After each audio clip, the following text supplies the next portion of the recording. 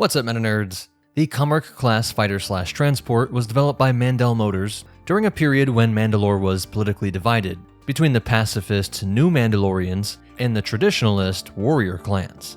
Although Mandel Motors remained an established corporate shipbuilder on Mandalore, they knew their people better than the government did, and so the Kom'rk was designed with the needs of militant groups in mind.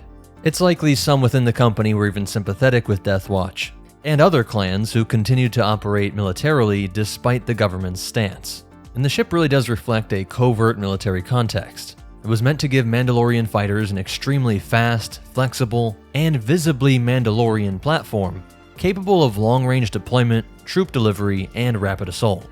So from its inception, it was built to be used by smaller clans, not for the official government fleet. Remember, it's designed before the outbreak of the Clone Wars, when militarization was even more startling. Even the Republic at this time, at least publicly, had no military. It was just the judiciary forces, and Satine Kryze had long been trying to get the Mandalorians to forget their warrior past. There do seem to be several models, but in its basic configuration, the Kom'rk-class measured about 52.3 meters long, or 172 feet, making it more than 1.5 times longer than the Millennium Falcon, or about 7 times the TIE Fighter. But it is also 29.8 meters or 98 feet wide, which is also about 2 Wookiees wider than the Falcon. It could be operated by a single pilot, but often had a co-pilot/gunner, and space for around 24 passengers, usually heavily armed and armored Mandalorian warriors. Design featured a narrow main fuselage with 2 very large pivoting wings mounted laterally, and these wings rotated between horizontal flight mode and vertical landing mode, making it so it could land in tighter spots. Maybe you're trying to hide this LZ from the government, but when it's being used in atmosphere, you still have this really wide and long surface, which gave it good aerodynamic control in atmosphere. And it was extremely fast for its size, capable of fighter-like agility, rapid acceleration, and long-range mission profiles. At 1,000 kilometers per hour or 620 miles per hour, it was barely slower than the X-Wing, but the TIE is notably faster. Its armament was primarily the forward-mounted laser cannons. There were also 2 rear-facing laser cannons, but it could also pack heat-seeking missiles. Though the general role of the ship was multi-purpose, meant to protect the troops while you got them in and out of combat, but don't think of it as a heavy assault fighter. Even if there probably were several other hardpoints, maybe there's a ton of other weapons that this thing could wield, and it's just that we're only seeing those heat-seeking missiles. Just looking at all the things a Mando has on them, it's likely their ships were also heavily customizable. Probably every type of weapon could be packed onto this thing, and sadly we just don't see that. It did have deflector shields, and that rear troop ramp to easily offload those 28 troopers, almost always with their jetpacks, making this one of the most unique ways to insert squads quickly while still being maneuverable enough to engage in dogfights or close air support.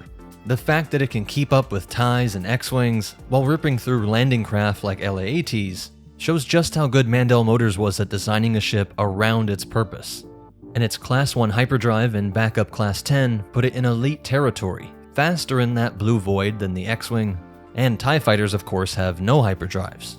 All for a reasonable cost of 190,000 credits, more than 3 times the disposable TIE, and about twice the base YT-1300 model, and slightly more than the X-Wing.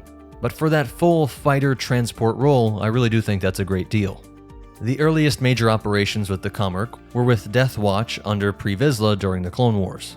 They used blue-painted ships with distinctive Mandalorian markings while conducting raids from their base on Concordia, and these ships were seen launching small strike teams, transporting leadership personnel, and moving between hidden staging areas.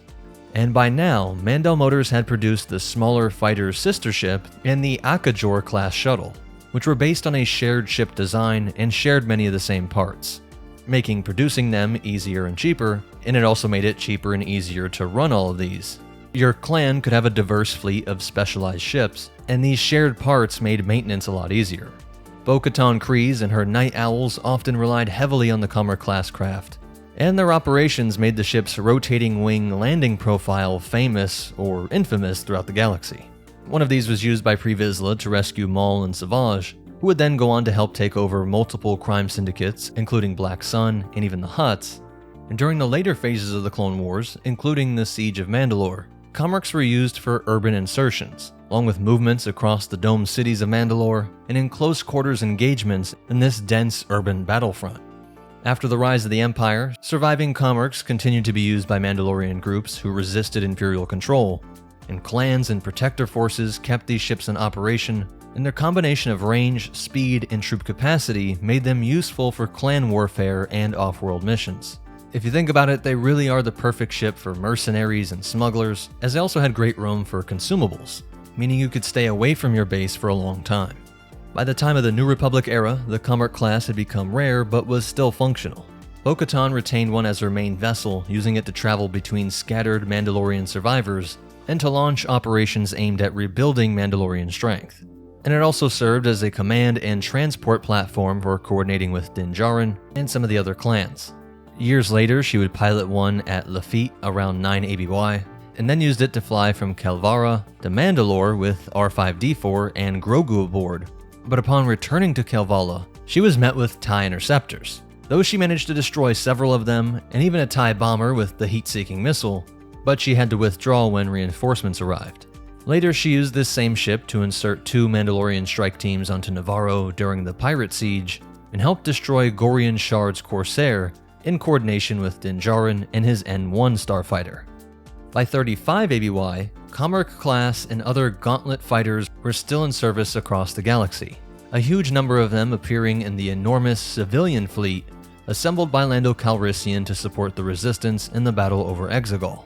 So we see that this ship, which was designed and produced in secret, going against the will of the official Mandalorian government, ends up kind of proving the Mandalorian spirit correct here, that this was not the time for peace.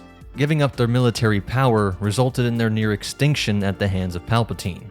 And it was only the combination of all of these different craft with their militarized purpose which could come together to finally defeat the Sith. That's it for the breakdown, short and sweet. If you appreciate that, please hit the like button. I could really use your help. But most important of all, remember, the only thing necessary for the triumph of evil is for Mandalorians to do nothing.